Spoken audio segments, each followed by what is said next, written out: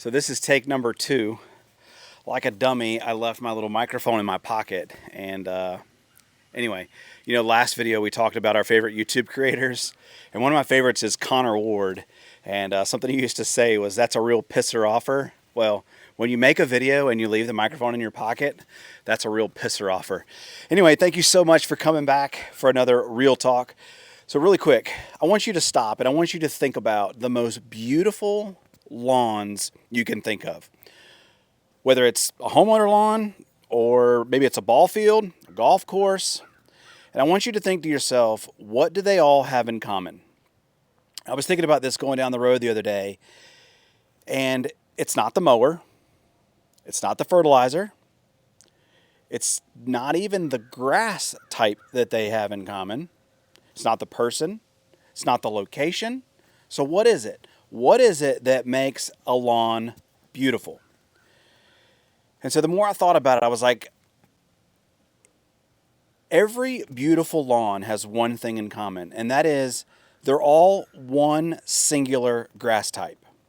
And what I mean by that is there's not like a mix of Bermuda with a little bit of ryegrass and a little bit of fescue and, just all these different types of grasses in them. All right. Most of them, most beautiful lawns you see are one singular grass type. Pete, GCI Turf, just renovated his entire lawn, right? And he put in I don't think maybe he put in the spreader elite, but he put in his own grass seed. Ryan Knorr, beautiful lawn, singular ryegrass.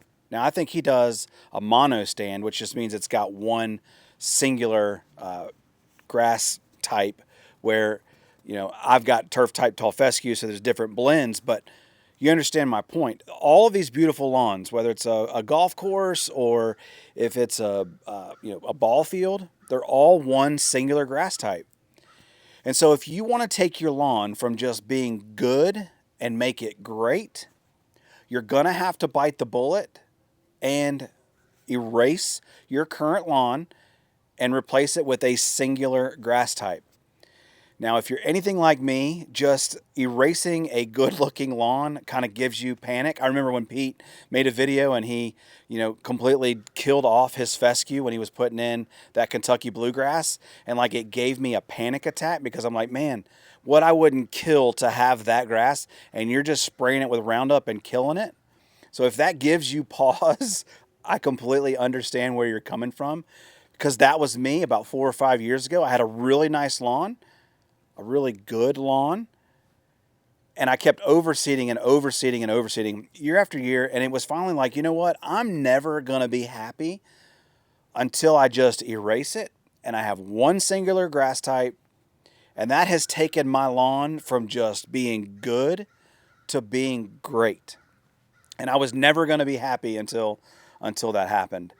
And so I want to give you, maybe you've been on the fence about it and thinking, hey, should I do it? Is it worth it? And I'm absolutely here to tell you that it's worth it. Obviously, now is not the time we want to be doing that. It's too late in the year for that. So just, if that's something you've been thinking about, get a good plan together. Make sure your timing is right.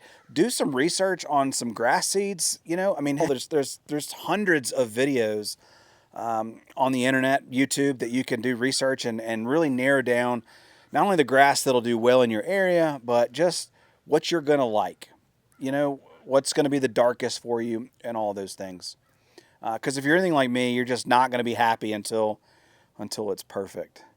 And the other piece of advice I want to give you is that you don't have to do it all in one fell swoop. Maybe do your front lawn one year and maybe your back lawn another year and your side lawn maybe another year after that. Okay, maybe you're just, because it's expensive. Let's be honest. It's expensive. It costs a lot of money for grass seed and water and fertilizer and time. And, obviously the risk of it failing is always ever present. And so, you don't have to do it all in one year. It could be a 2 or 3 year project. Another option, if that doesn't work for you, is within the same season. I just made a video talking about how long fall is. You have enough time to renovate and establish a lawn within 30 to 45 days. So maybe you do one area of your lawn at the beginning of fall and then maybe one towards the end of fall. It's going to take a full 9 months to, fully mature anyway. So you're going to have plenty of time. But I'm just saying, you don't necessarily have to do it all in one fell swoop. But, I was thinking about, just some of the most beautiful lawns that I could think of. And the one thing that they all have in common, again, is not the fertilizer. It's not where they are or who they're maintained by.